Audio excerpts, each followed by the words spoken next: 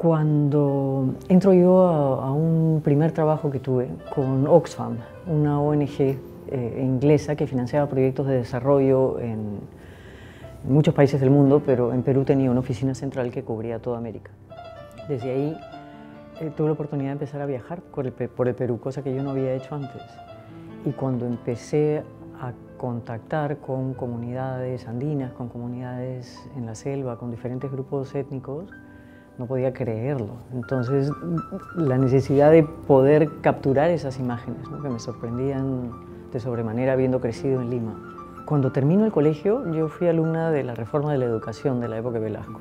Y fue una de las experiencias más horribles de mi vida. Entonces, cuando terminé, dije, no voy a entrar a la universidad, porque para seguir con este coso que cambiaban las reglas de juego cada 2 minutos y todo fue tan difícil, no me da la gana. Entonces me metí a estudiar secretariado. Estudié secretariado y una de las cosas que surgió en la bolsa de trabajo de esta academia fue esta pequeña ONG, una oficina pequeña porque solo trabajaban 2 personas ahí. Y me pareció el mejor plan, porque tampoco es que yo quería trabajar en una corporación o en una transnacional o en una gran oficina, ¿no? Entonces, este espacio pequeño, en una casa en Miraflores, fue perfecto para entrar como asistente administrativa y a la vez empezar a descubrir un Perú del cual no tenía mayor conocimiento, ¿no? Me prestaron una cámara ahí. O sea, lo primero fueron las imágenes de los viajes, ¿no? Y una compañera de trabajo que trabajaba en una ONG en la selva, Copal se llamaba, me acuerdo, me prestó su cámara para uno de mis viajes y aluciné. Y recuerdo haber regresado con las fotos y ver que no estaban tan mal. Entonces, decir, Y un amigo mío, un gran amigo mío, que era el director de otra ONG que se llamaba Save the Children, vio las fotos y me dijo, oye, ¿por qué no te dedicas a esto? ¿No? Y fue como de verdad, ¿no? ¿Por qué no? ¿No? Es una posibilidad. No había estado en mi panorama, porque en Perú en esa época las posibilidades con el estudio de la fotografía eran casi inexistentes. Los 80s yo los viví fuera, ¿no? O sea, porque al trabajar en esta ONG no solo conocí el Perú, sino conocí a un montón de gente que venía de fuera. Y eso despertó en mí la necesidad de viajar, de conocer más mundo, ¿no? Sentía que el ambiente en la ciudad, este pequeño círculo en el que me movía, estaba muy bien, pero ¿y qué más, no? Entonces, la idea de salir fuera, porque claro, así como se financiaban proyectos en Perú, se financiaban en Argentina, en Bolivia, en Chile, en Centroamérica, en México, en Asia, en África. Entonces, empiezo yo a contactarme con toda esta información fantástica y dije, tengo que conocer. O sea, aquí no me quedo. Primero porque, uno, no iba a poder estudiar fotografía, y dos, porque era tan más grande todo que se convirtió en una necesidad, ¿no? Entonces, al poco tiempo me fui. Fue la única escuela de fotografía documental que encontré, ¿no? En todas las demás, que eran bastante buenas también, eran carreras de 3 años donde tenías que pasar por publicidad, por temas que a mí no me interesaban. Yo quería ir de frente a aprender a usar la cámara como herramienta, a organizar mi mente para poder comunicar lo que estaba viendo, ¿no? Entonces, la única escuela de fotografía documental que encontré en ese momento fue la de Newport, en Gales, ¿no?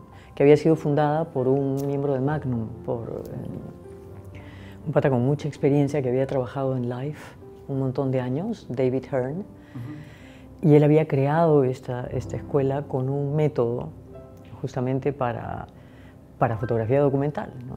Cómo hacer retratos, cómo hacer historias, cómo contar aquello que estás viendo, ¿no? Entonces fue fantástico encontrarlo y ahí me fui, apenas pude. Sí, en la universidad, bueno, parte de lo bacán de esta universidad era que el trabajo era práctico, ¿no? Entonces, no sé, casi me da un ataque porque yo tenía poca plata y yo me estaba financiando trabajando, digamos, trabajaba y estudiaba. Y había que usar a veces 100 rollos al mes, 100 rollos de película y revelarlos y comprar papel y bueno, la universidad ponía el laboratorio, pero todos los insumos los tenía que traer cada uno, ¿no? Y hacías un ejercicio, lo traías, te tachaban todo y te mandaban afuera de nuevo, hazlo de nuevo, hazlo de nuevo. A veces 8, 10, 11 veces, ¿no? Hasta que conseguías la foto. Entonces el aprendizaje fue a través de la práctica, que fue lo mejor que me pudo pasar. Y luego de eso, contacto con cómo es la vida, ¿no? Alguna gente que había conocido en la época del Perú, que trabajaba en prensa, porque desde Oxfam vinieron algunos periodistas, vinieron gente, y me encontré con uno de casualidad, y me invitó a formar parte de su agencia, que en esa época se llamaba Reflex Picture Agency. Entonces, desde Reflex empecé a fotografiar en Inglaterra. Era una agencia que daba servicios a revistas, al Economist, a Spiegel, a varias revistas y periódicos europeos. Y estuve ahí varios años, desde que terminé la universidad hasta, no sé, como 4 o 5 años después, ¿no? Entonces nos turnábamos para hacer el manejo de oficina y de ahí compartíamos las comisiones y salíamos a fotografiar. Fue una época bien bonita. Bueno, lo que rescato, a ver, en términos de experiencia, el poder moverme en un nivel que de alguna manera sentía que era totalmente ajeno, ¿no? Me tocó en algún momento fotografiar conferencias de prensa con Margaret Thatcher y François Mitterrand, que hacía yo con estos presidentes líderes mundiales a 3 metros, ¿no? Aprendí también de lo importante que es el orden, ¿no? O sea, es mucho más fluido el poder hacer las cosas cuando hay respeto entre todos los fotógrafos, los colegas que trabajamos ahí, seguimos las indicaciones del que organiza, y el que organiza, que se pone en los zapatos del fotógrafo y sabe cuáles son las necesidades. Entonces, todo está como previamente coordinado y es mucho más fluido, ¿no? O sea, no es que te manden atrás de un poste y te pidan que desde ahí haga la foto, que eso va a generar que escapes y que trates de acercarte por un lado o por otro, no. O sea, todo estaba planeado, todo era organizado. Y la otra cosa, la más importante, creo que fue el tema de la ética, ¿no? Eso fue una de las cosas que en la universidad nos los inyectaron a la vena y que luego en el trabajo estaba presente en todo momento, ¿no? Tú eras un observador, tú no tenías ninguna autorización para interferir en lo que estaba sucediendo, ¿no? O sea, lo que estaba sucediendo era y tú simplemente retratabas lo que había. Entonces, obviamente, tu subjetividad está presente a la hora de enmarcar, de elegir la porción de lo que tienes al frente que graficas, ¿no? o que congelas en una imagen, pero eso, ¿no? O sea, otra de las cosas era, dentro de este mismo tema, el respeto por el lector, ¿no? O sea, todas las imágenes que de alguna manera podían alterar a la persona que las iba a recibir en la mesa, siempre te decían, piensa que el periódico lo van a ver en la mañana a la hora del desayuno. Entonces, esas imágenes sangrientas, estas cosas así un poco fuertes, extremas, algunas hasta groseras, ¿no? No se mostraban, ¿no? Entonces había una sensibilidad muy grande en el proceso, que fue un gran aprendizaje para cuando yo volví, y tratar de compartirlo con la gente con la que trabajaba, ¿no? Hasta en la medida de lo posible. En esa época yo conseguí, que eran otros tiempos, pero cuando tú ibas con un proyecto a varias publicaciones u ONGs, ellos estaban dispuestos a darte una cantidad adelantado por el trabajo que ibas a hacer, y cuando regresabas les devolvías fotos. Entonces me fui a hacer un viaje largo por Centroamérica, ¿no? Eso fue alrededor del 85, 86, que era una época compleja, ¿no? Estaba el tema efervescente en Nicaragua, en Honduras, el tema de los contras, en Guatemala, con estos gobiernos militares. Todo Centroamérica era una bomba de tiempo, ¿no? Entonces partí de México, ¿no?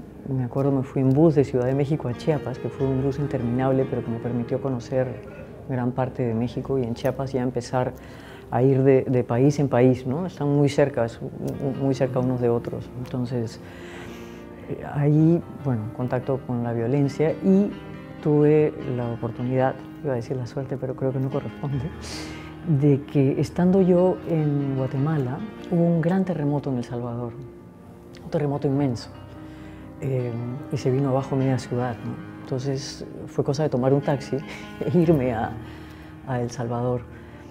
Y fue una experiencia fuertísima también, ¿no? Habían cadáveres enterrados, mucha gente murió sepultada.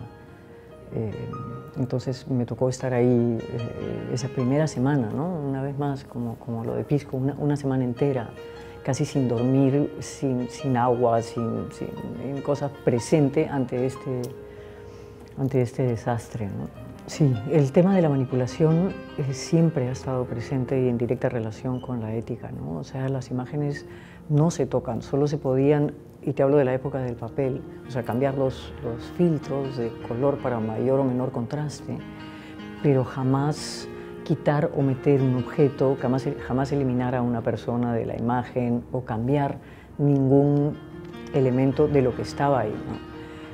Ahora se puede hacer cualquier cosa. Ya se podía en aquel entonces, ojo, necesitabas un poquito más de técnica, pero se hacía de todo ya en esos tiempos, ¿no? Entre tape rojo y en las ampliaciones, esa tinta blanca que se usaba para las máquinas de escribir, o sea, se corregían, se cambiaban, se arreglaban cantidad de cosas. Entonces, sí, la formación, digamos, de la que yo vengo era anti cualquier tipo de manipulación. Los profesores estaban absolutamente pendientes.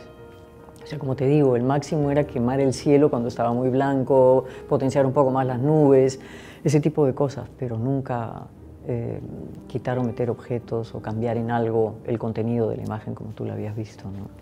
¿Cómo decido regresar a Perú? En verdad no lo decidí yo, fue la vida la que me trajo, la vida y el amor. Yo estaba en un momento, después de varios años de haber vivido fuera y de trabajar como freelance, en que estaba buscando un cambio. Ya esta, digamos, inestabilidad de alguna manera, ¿no? De nunca saber cómo va a ser el siguiente mes, digamos, todo pasó y pasó bien, pero generaba un poquito de ansiedad o de angustia el no saber qué venía, ¿no? Sobre todo a esa edad, que yo era mucho más chica. Y en ese momento en que yo estaba ya buscando un cambio, quería o conseguir un trabajo más estable, ya sea como investigadora fotográfica o como editora fotográfica en alguna publicación o medio de prensa. Coincidió con la visita del que había sido mi primer enamorado, mi enamorado de toda la vida, ¿no? El papá de mi hija. ¿No? Y estando allá, que fue en principio por un mes y se quedó como 9, me convenció a volver, ¿no? Para empezar un proyecto juntos y claro, fue el peor momento posible. O sea, regresamos justamente cuando entraba García, no, cuando salía García y entraba Fujimori, ¿no? Entonces vivimos la crisis económica fuertísima, los años de Sendero en la ciudad, muy fuerte. Fue complejo. Uno de los primeros trabajos que tuve cuando volví fue en La República, en la revista Domingo. Y llegué a un punto en que me costaba más el taxi para ir a trabajar un día de lo que yo recibía como sueldo en un mes. Entonces era como, ¿podríamos hacer algo? No, imposible. Entonces me tengo que ir. No pude seguir trabajando porque en verdad te costaba ir a trabajar. O sea, tú tenías que gastar para poder ir a trabajar donde supuestamente debías recibir un sueldo para vivir. Entonces todo estaba absolutamente trastocado, ¿no? Y de cabeza. Fueron unos años bien complejos. ¿Y a dónde fuiste?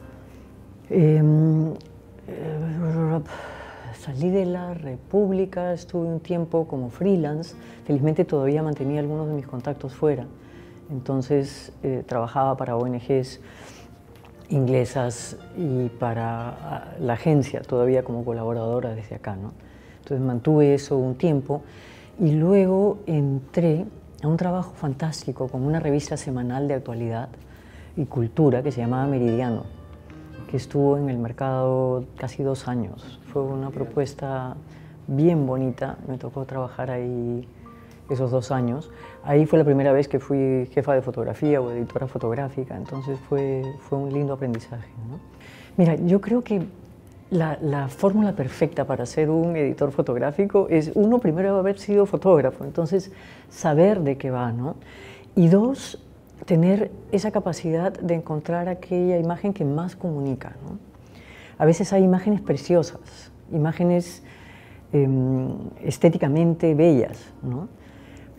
Pero que si no son entendidas por el que va a recibir la publicación, entonces no tiene mucho sentido el publicarla, ¿no? La idea, yo creo, de la fotografía de prensa, sobre todo, y de la fotografía en general, es comunicar algo, lo que quieras, pero comunicar, ¿no? Entonces, esa habilidad para encontrar esas imágenes que mejor cuentan la historia, ¿no? Y desde el lado de prensa diaria, esa una imagen que cuenta la historia, ¿no? Porque ahí no hay espacio para más, ¿no? O una segunda tal vez, pero generalmente es una imagen, ¿no? Entonces, lo que sí encontré que fue súper valioso para mí es que el haber trabajado como editora me ayudó a ser mejor fotógrafa también, porque ya no era simplemente ese fotografiar lo que estaba al frente, era mirar con absoluta atención dónde estaban aquellos elementos, ¿no?, que me iban a permitir una mayor comunicación con respecto a lo que yo estaba viendo, ¿no? Entonces, sí, fue un gran aprendizaje, en verdad.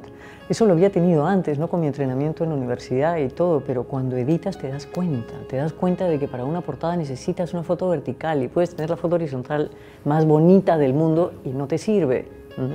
Es para saber que la foto abridora no puede tener, si va a ser a doble página, la mayor cantidad de información en el centro, porque la vas a cortar, entonces tienes que ver de ubicarla a un lado o el otro. O sea, cosas prácticas que realmente contribuyeron a mi propio proceso, ¿no? Bueno, cuando yo empiezo en el diario El Comercio, es complejo, ¿no? Fotografía siempre había dependido de texto, fotografía estaba subordinada a texto.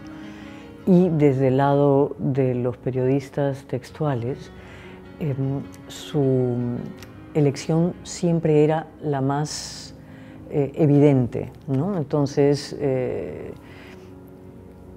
este es el refrigerador donde se encontró el arma homicida. Entonces querían la foto del refrigerador, pero claro, habían, desde mi punto de vista, otras imágenes que contaban mejor esa historia, que no poner un titular donde decía el refrigerador, un primer párrafo que hablaba del refrigerador y una foto del refrigerador, era como un tanto redundante, ¿no? Entonces, eso fue un construir poco a poco todo un proceso que nos permitiera expresarnos con otro lenguaje, ¿no? Siempre habían quienes se oponían, quienes tenían más ideas chapadas a la antigua y querían que sea como ellos decían, ¿no? Entonces, fueron años, ¿no?, de empezar a ganarnos ese respeto y esa libertad con un equipo maravilloso de fotógrafos, ¿no? Un equipo de gente de primera que permitía esa discusión. Ahora, cuando el jefe de redacción o el director dicen algo, ya te puedes quejar, no pasa nada, ¿no? Es una decisión ya tomada. Yo tuve la suerte en los 90s de ser la corresponsal para el New York Times desde Perú, que fue un proceso que duró casi 10 años, ¿no? Y una experiencia fantástica. Y trabajé con algunos redactores de primera, ¿no?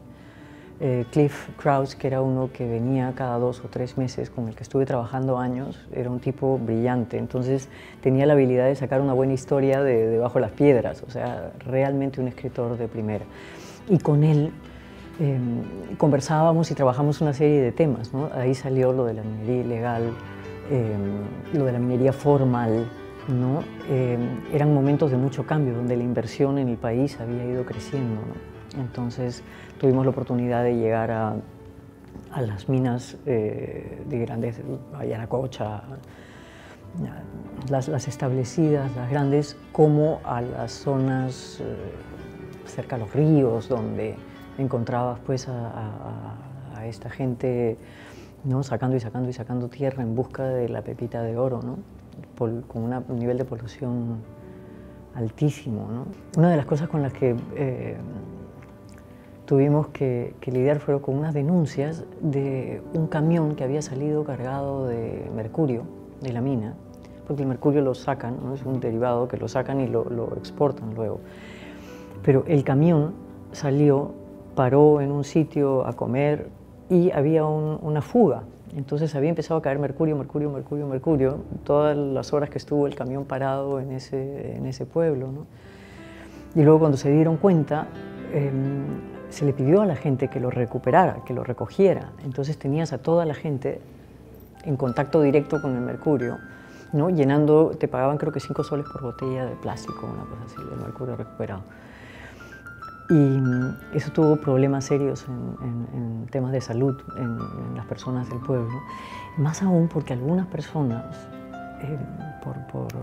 se dejaron llevar por cuestiones de ignorancia, imagino, hervían el mercurio. O sea, lo ponían en una olla y lo prendían porque pensaban que de ahí iba a salir oro, ¿no? Entonces, el vapor que botaba el mercurio te perforaba pues, internamente, ¿no? O sea, fue complicado. Y los chiquitos, claro, era el mejor plan salir a perseguir bolitas de mercurio y cavar. Y también, una vez que encontraban las botellas, las iban almacenando en las casas de las familias, ¿no? Entonces hubo mucho contacto con el mercurio. Creo que desde el lugar del periodista, ¿no? El que informa, ¿no? Lo mejor que puedes hacer es ser lo más objetivo posible y poner la información afuera, a disposición, ¿no? Presionar todo lo que se pueda, pero de ti no depende, ¿no? Y creo que ese es un aprendizaje también, porque a veces vamos y salimos a combatir un tema, otro o el de más allá, pensando que de nosotros depende el cambio, ¿no? Eso no es así. O sea, es como si de alguna manera en el momento que tú, bueno, desde mi opinión, ¿no? Tú pones la información afuera, es tomada por los otros y cada uno hace o asimila lo que le corresponde, ¿no? Entonces te liberas de una carga muy grande al pensar que de ti depende, ¿no? Porque en verdad es imposible, son demasiados factores los que están en juego, ¿no? Además, por ejemplo, no sé, a veces te toca entrevistar a una persona, ¿no? Me acuerdo la primera vez, en uno de los primeros trabajos que hice con Cliff, ¿no? Que era un alto mando militar que había estado en la zona de Ayacucho, en la época de emergencia, ¿no? Pero claro, tú hablabas con este señor y era una persona mayor, dulce, cariñosa, que hablaba de sus nietos, de su familia, que entraban corriendo y le daban un beso, se saludaban, no sé qué, no sé cuánto. Pero claro, 20 años atrás las atrocidades habían sido otras, entonces, ¿qué haces, no? O sea, me acuerdo cuando salimos, una persona que le comenté eso, me dijo, nunca le creas nada. Digo, bueno, ¿qué te puedo decir? Es lo que estoy viendo, ¿no? O sea, y también darnos la oportunidad de cambiar, porque sí, todos nos hemos equivocado en algún momento, ¿no? Pero muchas veces hemos corregido ese error, ¿no? Y no se trata de dejar libres a quienes cometieron delitos fuertes, pero sí de entender que muchas veces puede haber un cambio en las personas y un aprendizaje, ¿no? Y que, digamos, una vez pagadas sus penas, el tema legal o lo que fuera, tienen derecho a volver a intentarlo, ¿no? La Fundación World Press Photo trabaja desde los años 50 y organiza este concurso anual hasta ahora, ¿no? Es una de las instituciones más serias que hay a nivel mundial, no solo por el concurso, sino por el trabajo de educación y de entrenamiento que hacen para diferentes grupos. Cuando yo hice la foto de Abimael, esas imágenes se fueron a mi agencia en Londres, porque todavía tenía contacto con ellos, ¿no? Entonces yo seguí aquí trabajando como siempre. En esa época ya Meridiano había cerrado y yo estaba en la revista Sí. De Meridiano pasé a la revista Sí, cuando Ricardo Uceda era director. Entonces estábamos trabajando en la revista Sí, no sé qué, tranquilas. Yo iba y venía, hacía las fotos que me correspondían, hicimos toda la chamba. Ahí también estaba editando, entonces trabajaba con un equipo fantástico de fotógrafos. Y de pronto llega un fax felicitándome porque había ganado el premio de WordPress Photo y yo no había mandado la foto. Fue como, ¿qué premio? Y de ahí recibo otro fax de la agencia que me decía, mandamos tu foto, ya has ganado, te felicitamos y no sé qué, no sé cuánto, ¿no? Entonces fue en verdad un regalo de los dioses porque nunca me imaginé que iba a ganar un concurso en el que yo directamente no había participado, pero así fue. Y de ahí me invitaron a ir a Ámsterdam a recibir el premio, cosa que era perfecta, pero justo se mezclaba con un trabajo que me había salido a mí para acompañar a un redactor, no como fotógrafa oficial, pero como guía, intérprete y fotógrafa de apoyo para National Geographic, ¿no? Una historia que se hizo sobre el recorrido del Amazonas, desde la parte alta de Arequipa, en la zona del Colca, hasta Brasil, ¿no? Entonces, WordPress, Amazonas, National Geographic, me quedé. Entonces no fui a recoger el premio, me quedé aquí, hice el trabajo con los de National Geographic, que fue una experiencia maravillosa, y de ahí recién, unos meses después, me fui a conocer a la gente de Ámsterdam, ¿no? Y ese fue el primer contacto con WordPress Photo, del que salieron un montón de cosas, porque una vez que se hizo el vínculo, nos comunicamos con la embajada de los Países Bajos en Perú para empezar a traer la muestra. Entonces, y de ahí hice el puente con el Centro de la Imagen para hacer un primer masterclass aquí en Lima. Entonces durante 3 años tuvimos un trabajo de calidad espectacular con expositores de fuera. Vino Cristina García Rodero, por ejemplo, y varios otros fotógrafos connotados a trabajar con fotógrafos en Perú durante 3 años consecutivos, ¿no? O sea, durante una o 2 semanas, durante 3 años. Entonces, sí, la relación con WordPress ha seguido. Ya desafortunadamente, bueno, desafortunadamente para mí, no están mis amigos con los que empecé, ¿no? Ahora hay otro equipo, ha crecido muchísimo la institución, pero la embajada sigue trayendo la muestra y la gente de WordPress viene todos los años, ¿no? A esa foto la miro con muchísimo cariño. La foto de Abimael, como experiencia, fue un momento bien importante, creo, no solo para mí, para todos los que estuvimos ahí, sino para el país, ¿no? Era como un punto de quiebre después de una era de muchísima violencia, de mucha inseguridad, de muchos problemas que se generaron, ¿no? Y encontrar que esa imagen se vuelva un ícono, ¿no? Que esa imagen termine trascendiendo el momento, el tiempo, la historia o lo que fuera, fue como ese entender lo que finalmente es la fotografía, ¿no? Que trasciende al autor, trasciende se para por sí sola, ¿no? Habla por sí sola, la imagen cobra vida y se dispara, ¿no? Es así. La vez pasada también, una foto mía de Julio Ramón Ribeiro, por ejemplo, un retrato, de pronto está ahí en Wikipedia como la imagen oficial, por supuesto sin crédito y sin nada, ¿no? O sea, ya la foto se fue, cómo llegó hasta ahí no tengo la menor idea, ¿no? Pero así pasa a veces, ¿no? Yo empiezo con fotografía documental muy temprano con las ONGs. Lo primero que hago en documental serio es el tema de las ONGs, fotografiando cantidad de programas de desarrollo en todas partes, del Perú, de Chile, de Ecuador, ¿no? Entonces ahí entré en contacto con comunidades que no están en el circuito turístico, para llamarlo de alguna manera, ¿no? Comunidades alejadas, comunidades que están permanentemente tratando de salir adelante, ¿no? Y encuentran en estas ONGs internacionales posibilidades para canalizar fondos para sistemas de agua, para compra de animales y poder empezar un trabajo ya sea con ovejas o con alpacas o con cuyes o con lo que fuera, ¿no? Letrinas, temas de salud. Entonces, creo que ese fue el primer uso que le di a todo el aprendizaje que había tenido en fotografía documental, ¿no? Y de ahí ya, cuando entro en prensa, con el New York Times, ¿no? Porque ahí también yo trabajaba los temas desde varios puntos de vista, ¿no? Porque por más de que conversaba con los redactores, a veces las historias dan vuelcos, ¿no? Tú empiezas, ¿no?, con una idea y de pronto ¡prum!, se convierte en otra cosa, o cuando ya habíamos ido avanzando salía información que no teníamos al principio, entonces se van transformando y tenía que tener todas las opciones, ¿no? Porque ni siquiera sabíamos cómo se iba a titular o cuál iba a ser el leading o cómo iba a terminar. Entonces ahí empiezo también a hacer como un paneo de todas las opciones, de posibles aristas por donde la historia podía eventualmente ser levantada, ¿no? Y sí, fue un súper entrenamiento.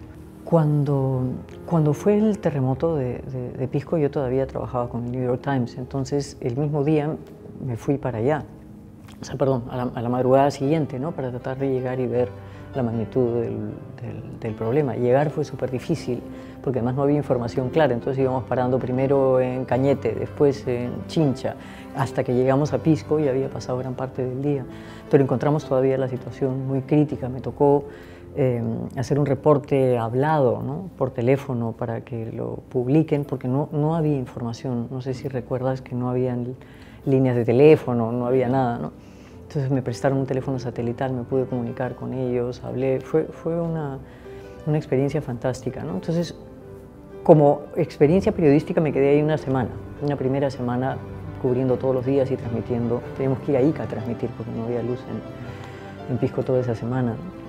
Entonces estuve en esas carreras de Pisco Ica toda esa primera semana, hasta que ya tocó volver, porque ellos te dan una cantidad limitada de días de trabajo, ¿no? Entonces volvimos a Lima y las noticias que yo iba viendo, que salían en los medios, no era lo que yo había visto, ¿no? Al poco tiempo me tocó volver en busca de este niño sobreviviente, ¿no?, para ver cómo estaba, ¿no? Había muerto toda su familia y él había sido rescatado vivo debajo de los escombros de la iglesia de Pisco.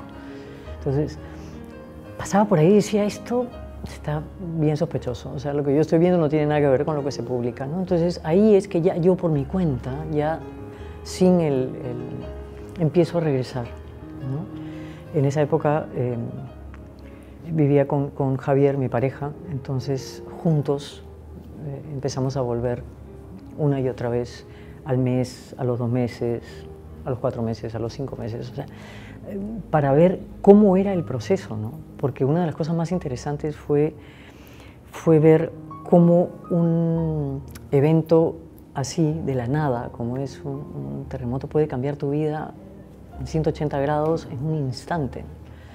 ¿Y qué efecto tiene eso en una población? Entonces, desde ahí surge mi interés de volver, ¿no? El ver cómo se estaba sobrellevando esta catástrofe y qué era lo que en realidad estaba pasando en términos de reconstrucción, ¿no? Cómo hubo gente que se quedó en ese lugar esperando que el pasado regresara. O sea, yo quiero que las cosas sean como eran antes del terremoto. Y desde ahí no se movían, ¿no? Es como una paralización interna que tu rechazo a lo que ha pasado te mantiene atrapada en ese lugar y no avanzas, ¿no? Mientras que hubieron otras personas que ya, o sea, no hay nada que pueda hacer, esto pasó, ¿no? Ahora estoy aquí, ¿qué puedo hacer ahora para salir adelante, ¿no? Entonces fue un primer contacto con cómo lidiamos también nosotros con los cambios internos, ¿no? ¿Cuántas veces nos quedamos atrapados en historias pasadas que no nos permiten movernos hacia adelante? Entonces fue también, o sea, mirar esta situación para mirarme y poder entender un montón de procesos. Después de que se publicó el libro, yo regresé y visité a cada una de las personas que había fotografiado y le entregué una copia del libro. Ese fue mi compromiso, ¿no? Que si salía el libro, todos iban a tenerlo, ¿no? Y de ahí que algunos de ellos vinieron a la inauguración de la exposición, ¿no? Fueron estas 2 oportunidades que hemos tenido de vernos. Y alguna vez he vuelto a Pisco, años después, y recorriendo esas calles, pero ya me sentí, no sé, no toqué la puerta. He pasado por ahí en auto, mirando, viendo cómo un montón de cosas se han quedado estancadas, como los módulos de emergencia siguen ahí, ¿no? Como casas de gente. Se volvieron a publicar unas imágenes a los 10 años, por el aniversario de los 10 años, ¿no?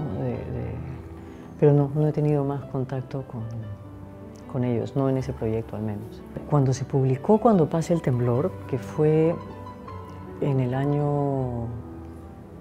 Terremoto fue en el 97, en el año 98, ¿no? Al año, ¿no?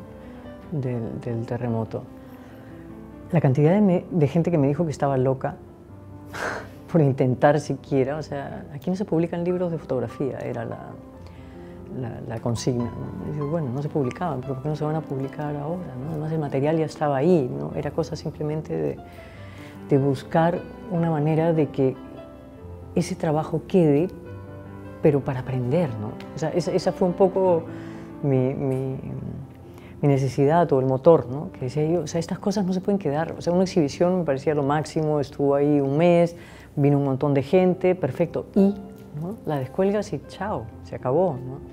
Entonces, la idea de que quedara algo que podía ser eventualmente consultado con alguien, que esa experiencia se pueda compartir, de ver cuáles eran todas las variables, ¿no? las diferentes reacciones, maneras de afrontar una catástrofe, ¿no? Entonces, yo estaba convencido de que era indispensable. O sea, tenía que hacerlo, ¿no? Y toqué varias puertas antes de que Planeta me dijera que sí, ¿no?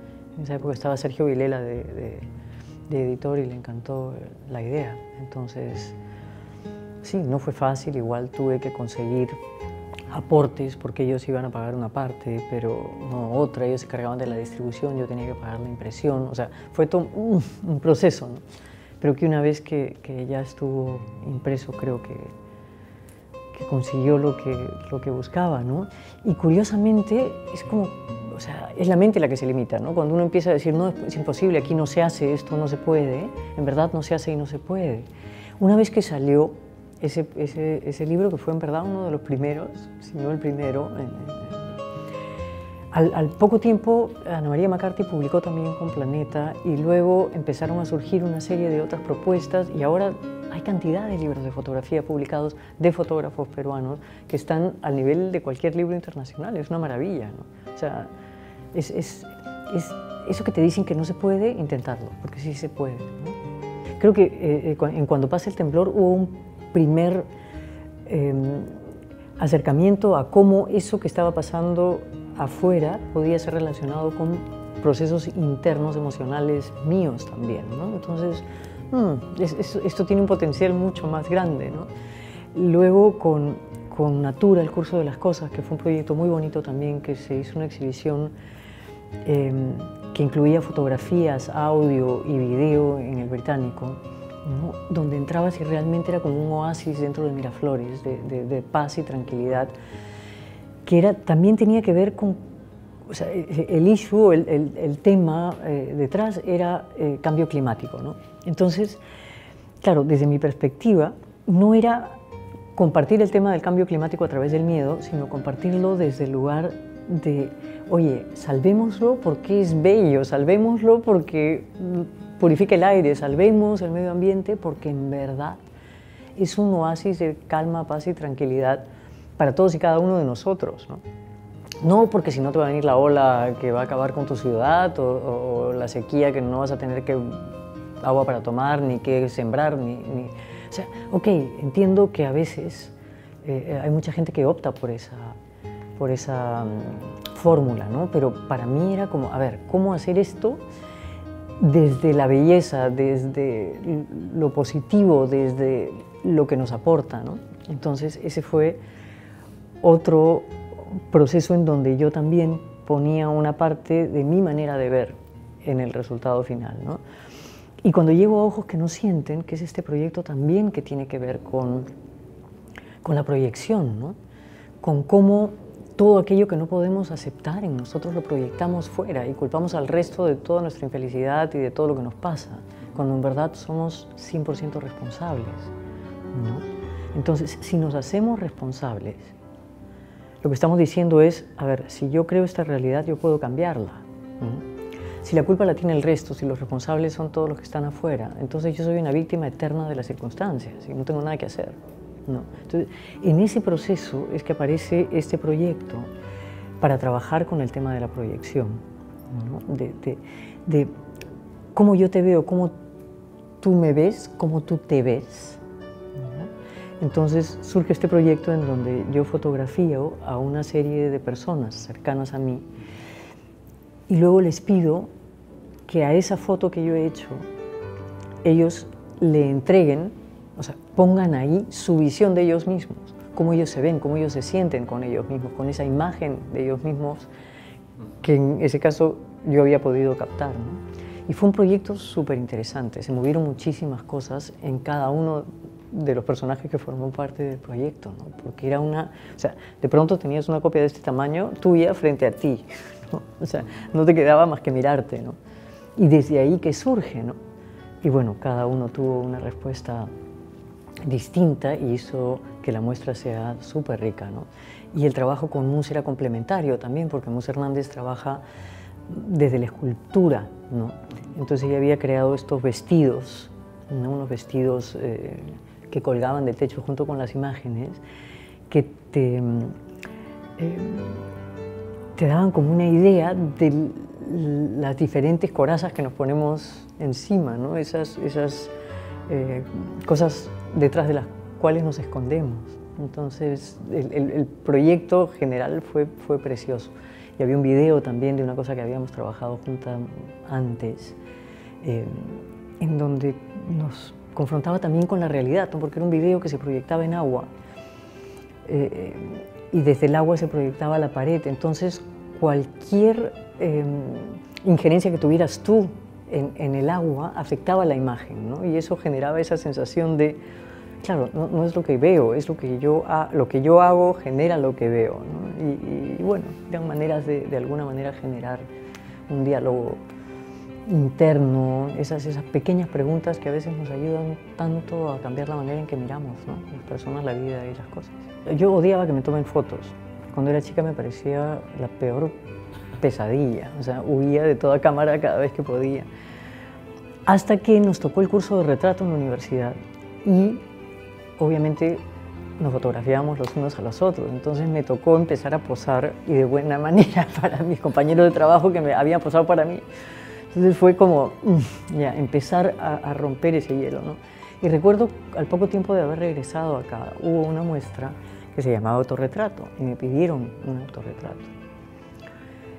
Y fue la primera vez que me atreví a sentarme frente a una cámara con el lente acá, porque lo que quería era un close-up, ¿no?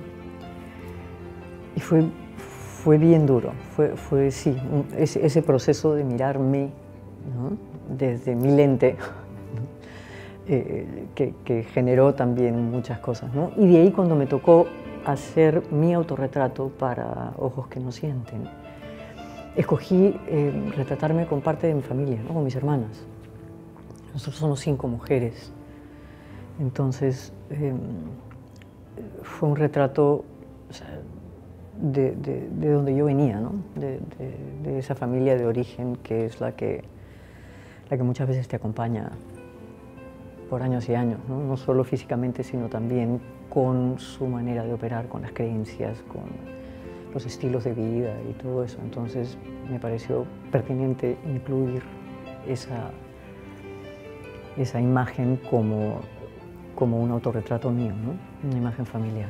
O sea, tú, una vez más, ¿no? Tú pones la información ahí, cada uno hace con esa información lo que crea conveniente, ¿no? Y este proyecto, además, la idea original parte de una fotografía que yo encuentro en un álbum familiar, ¿no?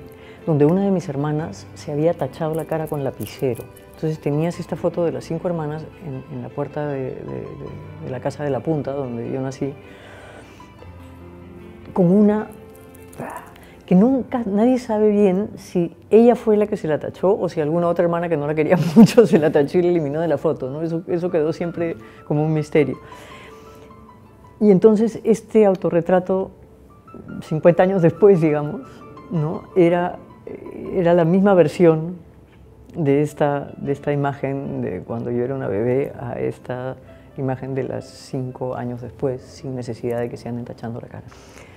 Mira, ahora ha bajado un poco la necesidad de salir a fotografiar. En una época la tuve muy presente. Ahora lo que estoy haciendo es revisando archivos revisando archivos familiares, ha fallecido hace poco una tía mía que era la última de las hermanas de mi mamá que quedaba viva. Entonces ya no queda nadie de la familia de mi mamá, de su generación, digamos. Y estoy revisando todo ese pasado, ¿no? O sea, estas imágenes familiares desde mi abuelo, sus padres, ¿no? Que van años atrás, que está haciendo un proceso bien interesante, ¿no? de entendimiento, de comprensión de una serie de circunstancias y imágenes. Entonces de ahí va a salir algo, ¿no? Entonces ya no estoy tanto en la calle, sino estoy hurgando en este pasado para poder, digamos, mirarlo y dejarlo ir, ¿no? O sea, dejar ir el pasado y empezar a crear algo distinto, más acorde con quien yo soy hoy, ¿no? Pero creo que esa revisión es necesaria para dar ese paso, ¿no? Y sí, estoy como mirando más adentro, ¿no? Mira, la fotografía ha sido para mí el regalo más grande del universo. O sea, me permitió acceso a lugares a los que nunca hubiera podido llegar, me abrió puertas que nunca yo hubiera podido abrir por mi cuenta. O sea, la cámara fue una compañía, fue una protección, fue un medio que me permitió moverme por el mundo, literalmente, ¿no? Y le agradezco cada minuto del día. Es algo que ha formado parte de mí durante un montón de tiempo. Hoy en día estoy trabajando más en temas relacionados con talleres de perdón, talleres de cómo pensar correctamente, cómo poder hacer cosas para tener, más que hacer, cómo ser una mejor versión de uno mismo, ¿no? Soltando una serie de amarras, soltando un montón de temas que muchas veces los cargamos por costumbre, ni siquiera porque, ¿no? Resentimientos, historias pasadas que nos acompañan, cuando en verdad, si somos un poco más conscientes, las podríamos soltar, ¿no? Entonces, ahorita es ese proceso de mezclar ambas cosas, ¿no? O sea, de toda esta información que tengo por el lado del bienestar, del crecimiento personal y eso, con la fotografía como medio para poder compartir también esa información, ¿no? No solo de manera verbal, sino también de una forma gráfica de algo. Ojos que no sienten fue un primer intento, ¿no? Y creo que lo que viene también va a poder complementar mejor ese aspecto.